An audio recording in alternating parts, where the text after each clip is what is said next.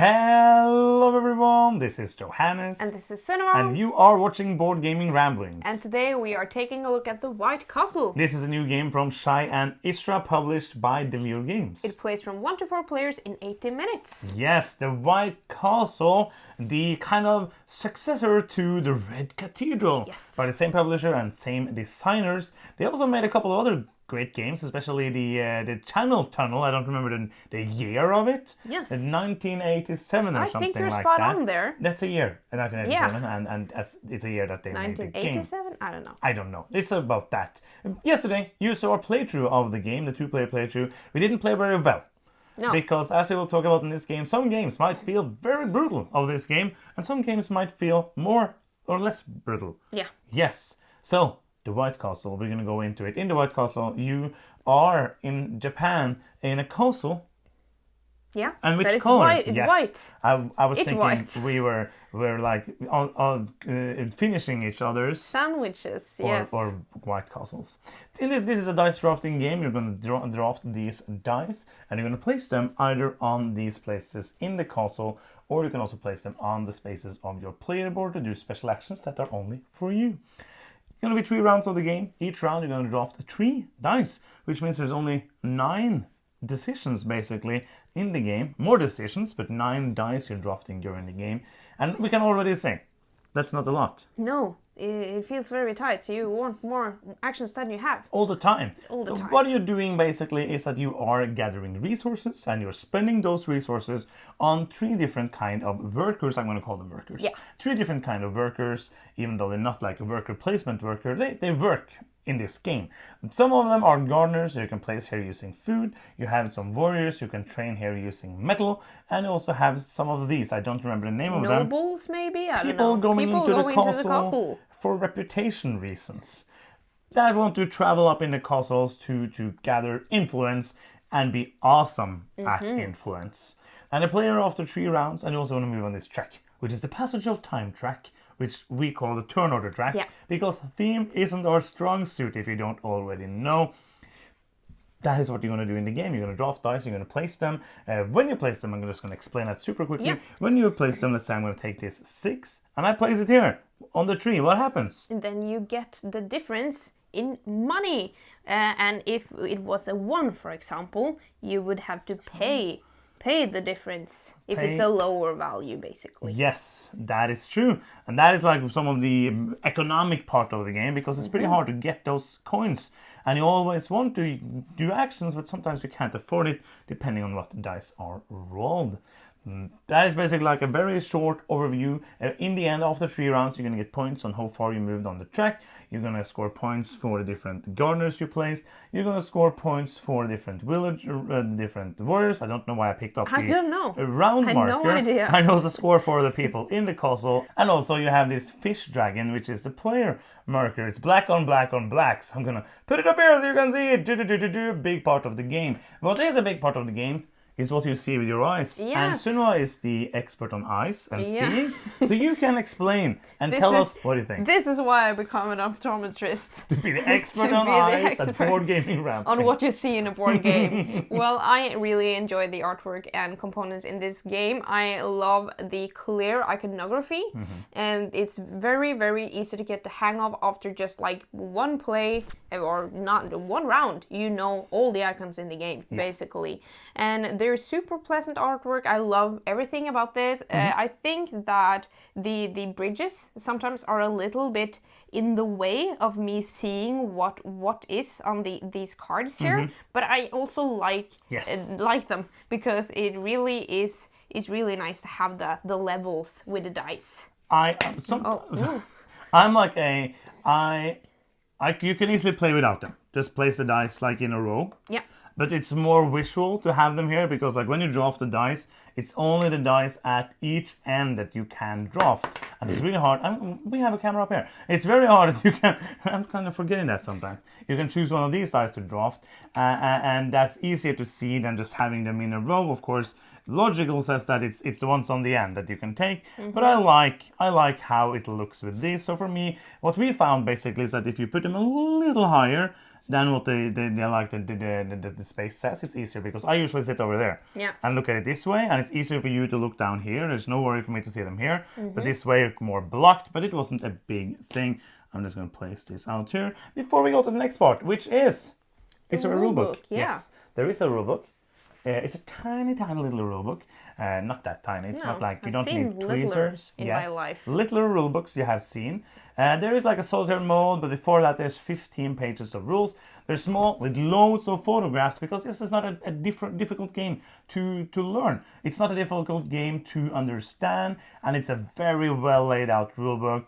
I always am a fan of like color coding for what the different actions do or what the different actions are, so it's easy to like, if you need to check it. I have to say that I haven't even checked the rulebook for anything after the first time we played, because the game is so simple to learn, and there's like a few actions to learn, but other than that it's very simple. The rules wise, it's really like the rulebook. Is there play rates? No, there are not, but there are some pointers on your personal board, like some trades that you can do with resources that are very easy to forget. So I like that I have that information there. Other than that, I haven't missed a play rate at all. Basically, there's basically like 3 actions in the game. All the others are like getting resources and moving on the track. And all of them are pretty much self-explanatory. Yes, so and some of them are explained on the board as well, so it's fine. And the scoring for everything is explained on the board, so it's not a game where I missed it. But as always, wouldn't have been a problem to have it there, because there's even like these big cards, I think they're for solo, so you could have had like some play rates there. But it's fine.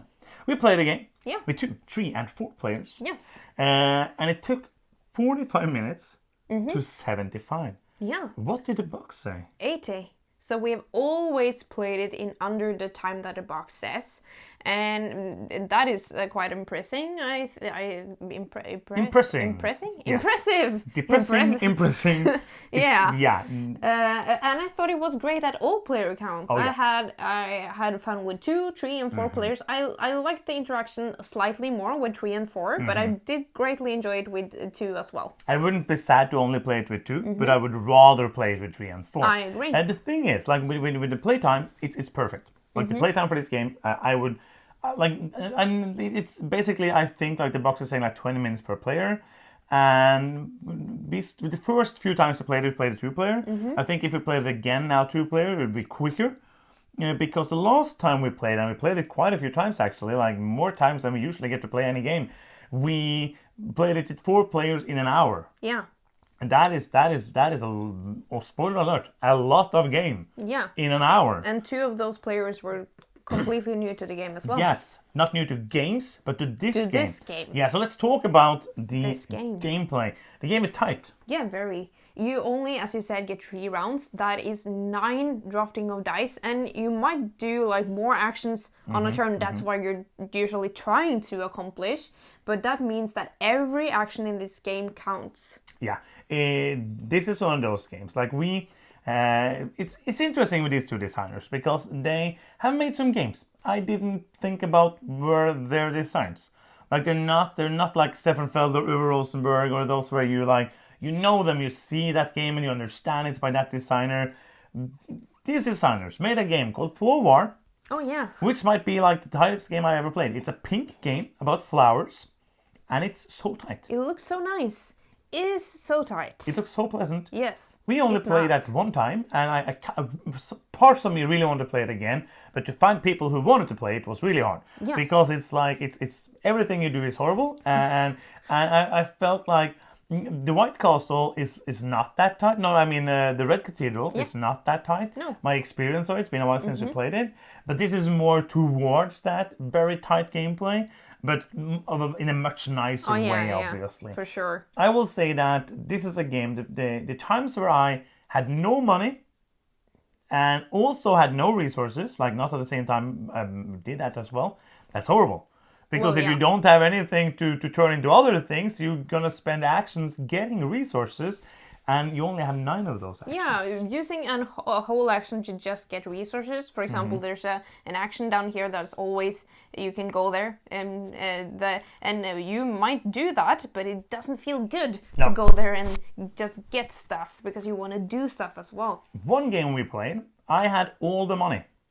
I had like 25 money at the end of the game, but I also had no points. Yeah. Because I had went for getting money all the time, and that didn't really help me getting points. So it's like the balance is very, very interesting. Let's talk a bit. We kind of explained how the dice placement work. Yeah. And let's talk a bit more about that, like the dice placement, the stacking, and all of that. Yes, absolutely. Because when you are so short on money and resources at all times, you want everything to count, and that makes the dice placement very interesting. Because it's always very interesting to be like, okay, I can go here, then I might do this action for free, but then I have to pay money to go here. If I go here, for example, I have to pay a symbol to do the action instead, but I get money, and that is super interesting. And to get like another layer on top of that, it also matters what colors you put. Yeah. And that changes when this card changes. For example, if there will be other actions that is very interesting. And another thing that also just includes like for 3 and 4 players, which is why I think we both like it slightly more, absolutely. and 3 and 4 players, is that when it's the 2-player game, now this action can't be taken anymore. But in 3 and 4 players, now this action can be taken. But now, for example, if I go there with a 1, I have to pay 4 in difference, or I can get like say because that that way. is super interesting. Very cool. Because if I do something kind of suboptimal, but it helps me a lot, like say I want to go here and I only have like a 2, obviously these are there so it wouldn't happen, but maybe I would need to do because I get a bonus if I choose the one that is the worst one. That is also very interesting. And I place that for 1, you basically what you said. I just love that fact that it's interaction, that it changes the action spot when somebody has already gone there. You mentioned that you can change out these cards, and it's not like a game where they change every round. It's player driven.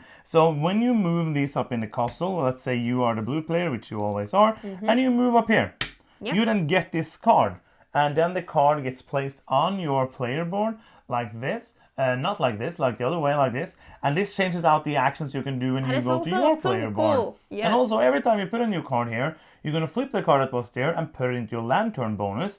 And every time you get to trigger the lantern bonus, for example, by taking a lower value dice, you get to trigger all the stuff. Yeah, cool.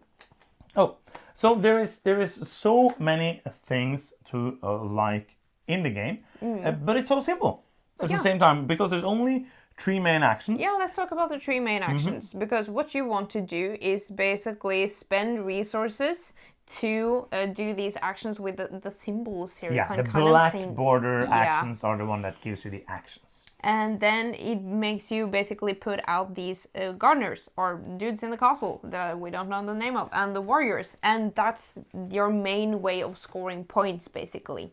And the gardeners also give you a bonus when you trigger those, or very, very fun, I think, if there are dice because there's always 1 more dice per person. One more dice than there are a number of people. Yes, thank you. So there will always be 3 dice left after everyone has dropped it. If there is a die left on the bridge that I have my gardener on, I will get that as a kind of between round income. Yep. Which also then helps you decide which one to draft from, because I don't want you to get that bonus, and I want me to get the bonus. So it's another step of interaction. Like sometimes with these simple ones, many people have, in the games we have played, most people have gone like for the one food for 3 coins. So then like everyone is like, oh, but everyone is getting the same amount of coins. But for example, if I am late in turn order and I already have a lot of coins, and I see you don't have, maybe I am going to draft the last one so that nobody get those coins. And you also get points for them, and the more food you pay, because you pay food to go here, you pay, what do you call it? Pearls. And you pay iron to go over here. And you get more points for more resources. It would be sad if it was the other way around. That's true. Let's go to the warriors. Yeah. Here you need to, it's simpler basically. You pay metal, or steel, whatever you call it. I don't know. You pay 1, 3, or 5. And you place out one of your dudes, the warrior dudes, and then you get the bonus that is there. So some of the yellow ones, like this is the worst one, then you get like a better action, and you get 1 bad, not bad, but worse, and 1 good action. and then they're basically done until the end of the game. But then these are, as a scoring multiplayer for how many people, courtiers, which they're called. Oh, you have, checked. yes. Didn't you see? I was looking through the No, rulebook. I didn't know what you were doing. Maybe you didn't see it either, because I'm a magician. You probably saw it because I was doing it right in front of the camera. You multiply by the number of people you have in the castle, courtiers. So this one that's worth 5 is going to be 2 points per person you have, and this is going to be 1. So right now, if the game ended, you would have 2 points times 2. 4 points. And I would have 3 points times 2. 6. So, I know numbers. And the last action is the courtier action. Yeah. And you basically pay 2 coins to put out a new courtier into the castle gates. And then you can pay 2 or 5 pearls to move him 1 or 2 steps. And you also get points for how high on the level in the castle they are. And also, like, when you get to the top, you get a lantern bonus and one of these special bonuses. So you kind of choose then, like, if you have one here and one here, do I want to move one here to get the card and better lantern bonus? So I want to go here and get the bonus for that. Yes. And those are basically the 3 main things you're doing, which seems kind of simple. And those in itself is kind of simple to do. And it's a game where I kind of feel like the variability of the game, we're going to talk a bit about that because the variability is very interesting. It doesn't come from me saying, oh, this time I'm going to go for the warriors, or this time I'm going to go for the gardeners, because you're probably going to do a little bit of everything. Like, these work by themselves. But if you have the people in the castle, it's very good to have people out there. Let's say I go like for putting 4 people into the castle or 5 people into the castle, just putting this person out there is going to be 4 or 5 points. In a game where if you're bad, you're going to get like 27 points, and if you're good, you're going to get like 60. 5 points is quite a lot of points. So do you agree with that? Like, the feeling I have when I play it is that I can't kind of ignore a part of the game. No, I agree, but I think it's fairly... I think you should like maybe try to focus on 1 or 2 of the aspects and do a little bit of the third, or you can try to do them all over, but ignoring one completely, I don't think that is very clever. Because there's so few things that you can actually do. One thing I have done basically is like going for a warrior and courtier strategy, and then like in the beginning maybe putting out 1 or 2 gardeners on the cheapest places that gives me like a good boost in the beginning, and also give me that at the end of round 1 and round 2. We talked a bit already about the interaction, and it's not like a haha or a very like heavy interaction, but there is like, I feel like we already said, like the drafting, taking the dice, both the dice the other people want, but also taking dice so they don't get the combos. Another thing, and this is going into like the variability of the game, is that the actions that are out here are like, there's always some places that do the actions, which I like, but out on the cards, it's random.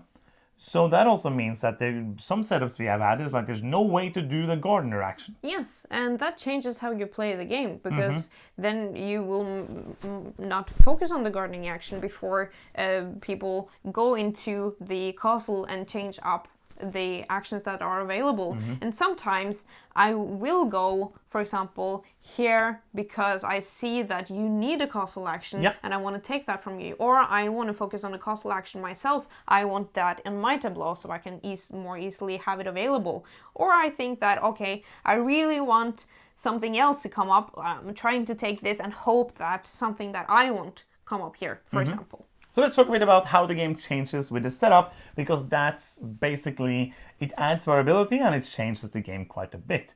First thing is these dice colors.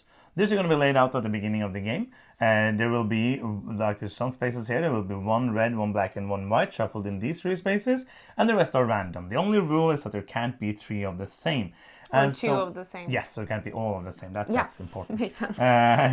And the thing with this, it changes the game quite a bit actually, because it changes what dice are good. Because let's say I want to go here now. If I go here with a red die, I get to do both of these actions. And if I go here, I only get to do 1 action. So a game we played ended up looking kind of like this, for example. Which then means that 2 of the actions it's not like that, but 2 of the actions then have double red, which made red like everybody took red. Yeah. Because that was a the popular obvious color. way. So this changes how you draft the game. Some games are easier. Yeah. and it also depends on what you roll, because if you roll high numbers, you get a lot of coins when you place your dice. If you roll low numbers, you're going to be very short on money potentially. So that also, some games that we have played have been very loose. That I would not say very, but looser. Looser, and you just like, oh, I get this combo here, and when I do that action, I can do this and that and do. And some other games have been feel like you're almost playing it wrong because you get so few things done. What happened? If you saw a playthrough, the first time that playthrough was actually filmed only the second time we played the game. And the first time we played with like a not random setup, which was made for us to feel good. Yay! And then we played a normal setup and we were like, we can't do anything. Because the setup, so I suggest doing the setup in the rulebook the first time, because that gives you some feeling, oh, there's some combos I can take, I can do this, I can do that. That's pretty cool. But then, so when you look at that and you feel like they can't do anything in this game, that's how some games feel, and other games doesn't. And I think that makes it important to play kind of the way that it's in the rulebook the first time, because then you know that that's possible, because it could happen if you play it with a random setup and it's super duper tight, that some people will not feel that it's fun the first time they play. Yeah, and first impression is a big deal, especially when you're completely new to game, so I agree. Play with the suggested setup the first time. So, the first thing, this game has so many meaningful decisions in a short time. Yeah, I love the quick playtime of it, and that packed with all the meaningful decisions, that means that you're getting quite a lot of game in an impressing a little amount of time. And also a small box. Impressive amount of box. So, before we go into Is It Fun and final thoughts, let's talk a small bit about weight and who is it for. Yes, I would say this is a medium kind of game, and it is, as we've talked about, a few actions, a lot of meaningful decisions, tight on both resources, money, and means to do things. And I think that it's a fun game with a lot of combos. If you enjoy a lot of combos in games, if you get them, not always, but like getting the combos is a part of the game. You want to try to get some combos because you have so few actions. And the combos feel so good. Like when you get to do an action here, placing him, getting to do the red action, then I get to play one, moving up here, then I get the card and I get to do the action on my player board, which we didn't really explain, but it gives you some resources or other incomes, and also you get to do the action that is on the player board. And getting those combos feels so good. I feel like you're gonna love this if you love meaningful, or if you love shorter games with a lot of punch. Like if you love Euro games but you don't want the 2 to 3 hours, or you love that but you want a shorter game, like 1 hour with 4 people, that is just amazing. And it being still a medium super crunchy game, that is cool. So, is it fun? Yes. The simple answer is yes. It's a lot of fun. I think it's super fun. I'm just super happy about the way that it plays. Like I'm having a hard time summing it up because I feel like yes. Are we not doing that? No, because I have to say, if you're still here and you enjoy the stuff we do, then you can help us out. It has to be here, that's like the rule. You can help us out in a big way by giving us a victory point. Yes, and you get the victory points. I was thrown off, I'm sorry. By clicking the subscribe, yes. Subscribe! Yes. Back to your final thoughts. You're having problems summing up your thoughts of the game. Yes, because I feel like we mentioned it all. We have been through it all now, and I think like... So go and watch the whole video. Yeah, no, quick playtime, cool decisions, optimization puzzle, impressive. I can't fault it at nearly anything, I think, so I'm going to give it a 9. I had super duper fun with the game. The White Castle is a fantastic game. From the first time, I was like, wow, this is good. Then we played the second time, which you will see yesterday. Or if you haven't seen it already, you can go and check the playthrough. Where we were like, oh, it can be that tight. And the more I played it, the more I liked it. Like, I might have played it like too many times in short times. It's probably going to be a while till I play it again. But I want to play it again. I want to keep it in the collection, obviously. This is my favorite game from these designers. We never fell in love with the Red Cathedral. Thought it was a good game. But for me, this is way better. I'm going to give it a 9 as well. A fantastic game that we think you should check out. If you like any other kind of games that we like, we think you will like, or I think, and probably the you box as well. size is perfect, almost too small for the contents of the game. You have to kind of do a whole puzzle game to get it all in there, but it's worth it to have a small box. And that is the end of the video. Thank you so much for watching. I'm Johannes. I'm Cinema. And you've been watching Board Gaming Ramblings, and bye-bye.